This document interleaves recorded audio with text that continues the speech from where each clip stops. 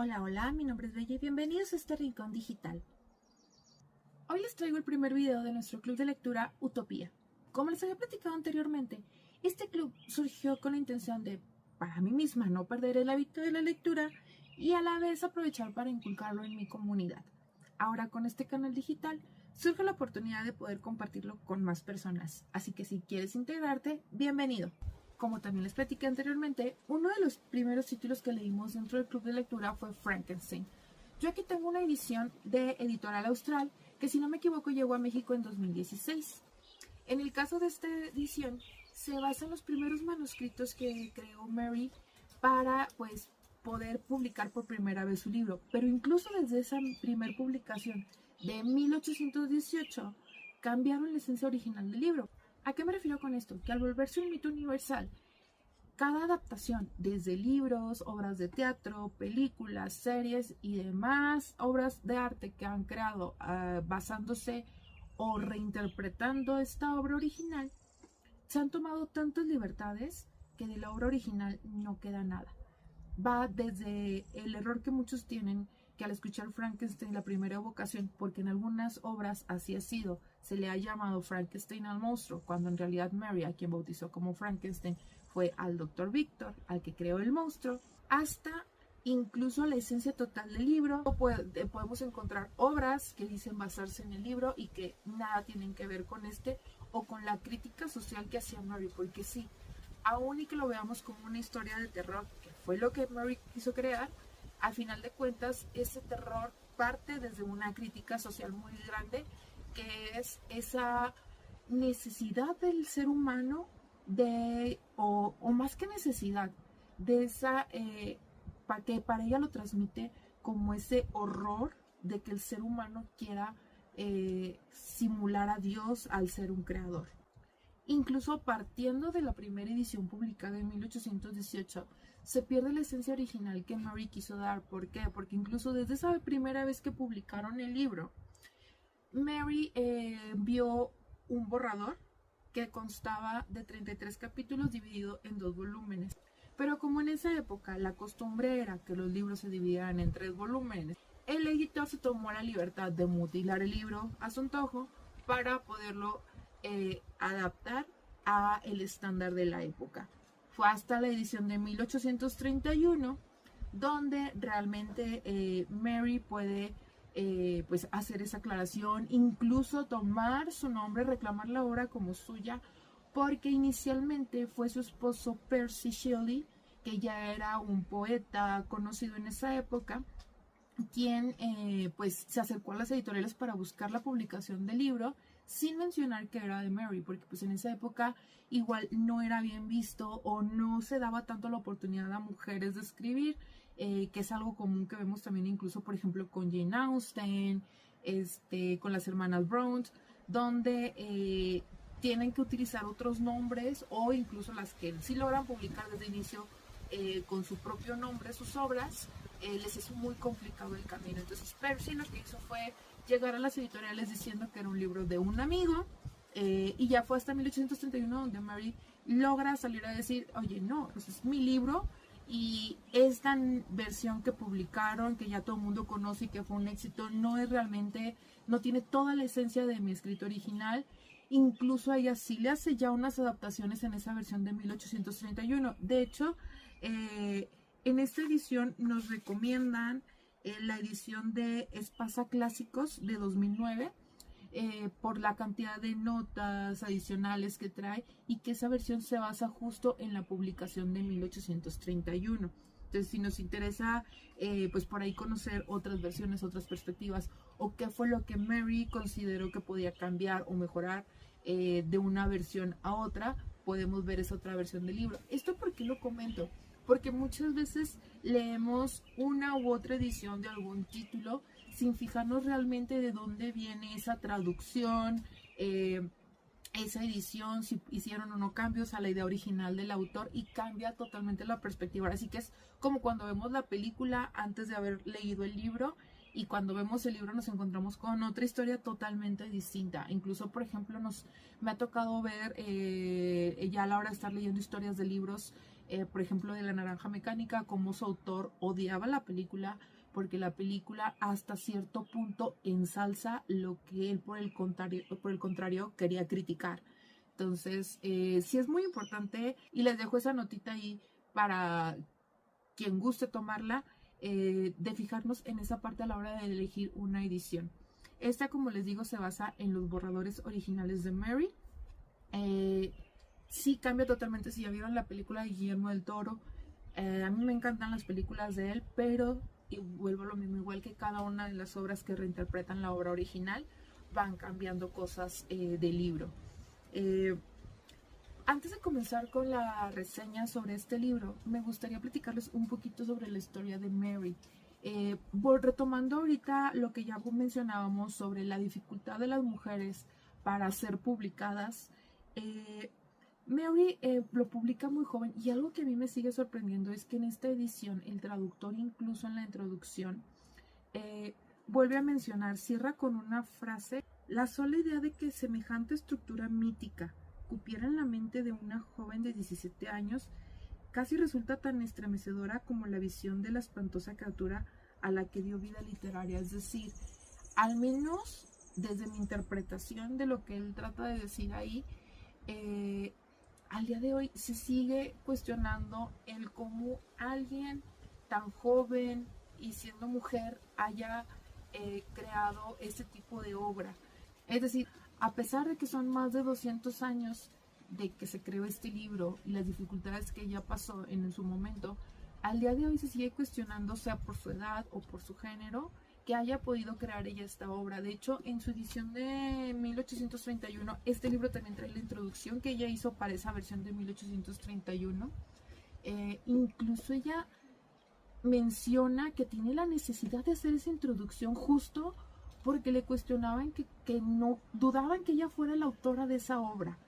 Entonces, sí es algo para reflexionar cómo al día de hoy sigue habiendo esta pues duda o sorpresa de que haya esa capacidad en las mujeres o en alguien tan joven.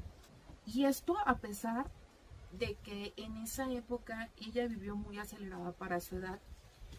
¿Y de qué familia privilegiada venía ella? ¿A qué me refiero con privilegiada? Más allá del tema económico, ella era hija de dos grandes pensadores revolucionarios de Inglaterra. Tanto su padre como su madre se destacaron en la literatura. Incluso, por ejemplo, su madre es considerada una de las primeras precursoras del feminismo moderno. Aunque su madre murió cuando ella solo tenía 10 días de nacida, pues su padre también era un escritor revolucionario muy importante en su época. Entonces se crió en una cúpula donde, a pesar de que a las mujeres se les relegaba, no sé si han visto películas o novelas de época donde a lo mejor en ciertas familias se les daba ciertas libertades a las mujeres de estar escuchando las conversaciones, pero no se les permitía opinar, era mal visto que ellas opinaran. Ese es el tipo de sociedad en la que a Mary le tocó vivir. Y a pesar de eso, como su familia sí le inculcaba la lectura, le inculcaba el pensamiento crítico, es que ella tenía esta capacidad.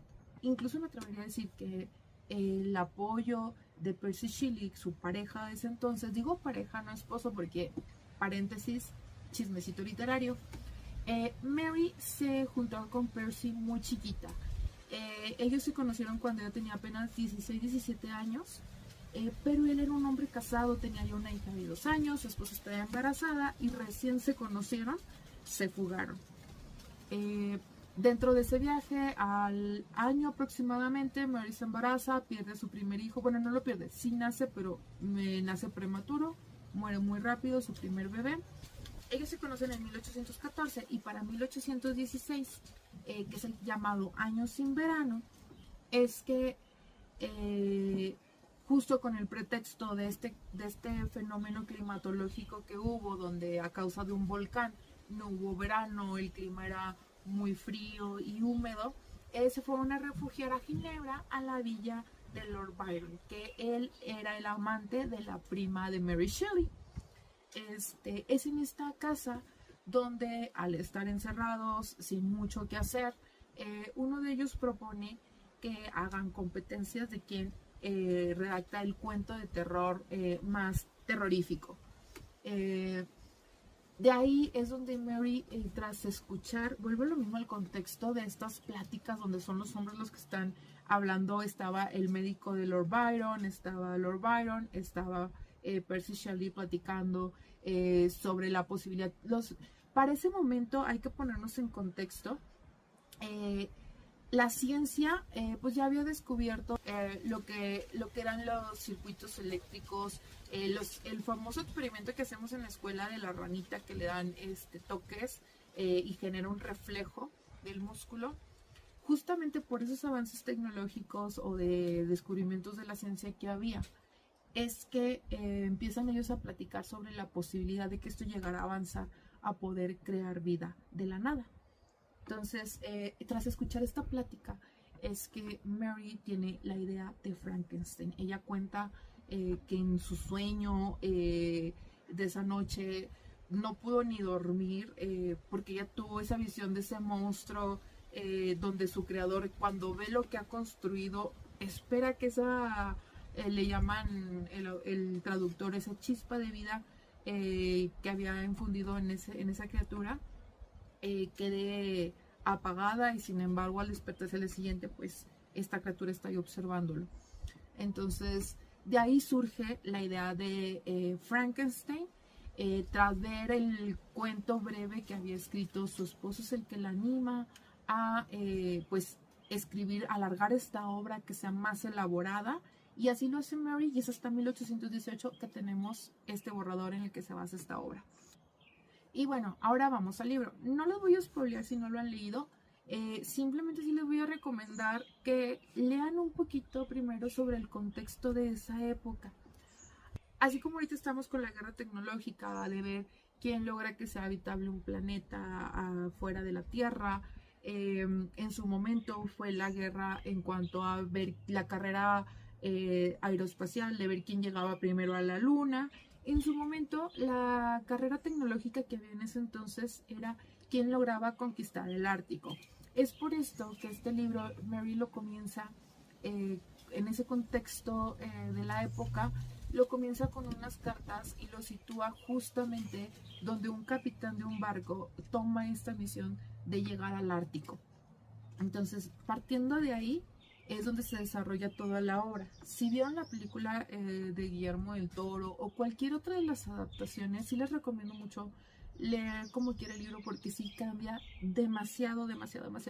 Desde la psicología de cada personaje los vemos con otros ojos totalmente distintos desde la perspectiva de Mary, hasta el hecho, o más bien, hasta la crítica que Mary quiso hacer con su libro, porque repito, todo esto se resume simplemente al menos desde mi punto de vista, a esa crítica que hace Mary sobre el que está mal, o los riesgos de no ver más allá antes de actuar por parte del ser humano al momento de querer jugar a ser Dios. Es decir, incluso siento que ella ni siquiera lo cataloga, así como lo dije hace un momento, de está mal, sino el hecho de no medir los riesgos antes de hacer algo. Y que yo creo que es algo que sigue vigente, que a pesar que han pasado más de 200 años desde la creación de la obra, sigue siendo una crítica a la humanidad, y que sigue siendo algo importante de rescatar, y que todos desde nuestra área deberíamos de reflexionar un poco. Entonces, es un libro que a mí me gustó mucho porque, una, tiene esa crítica social; dos, es un libro muy entretenido; y tres, es un libro que sí nos da esa otra parte del terror.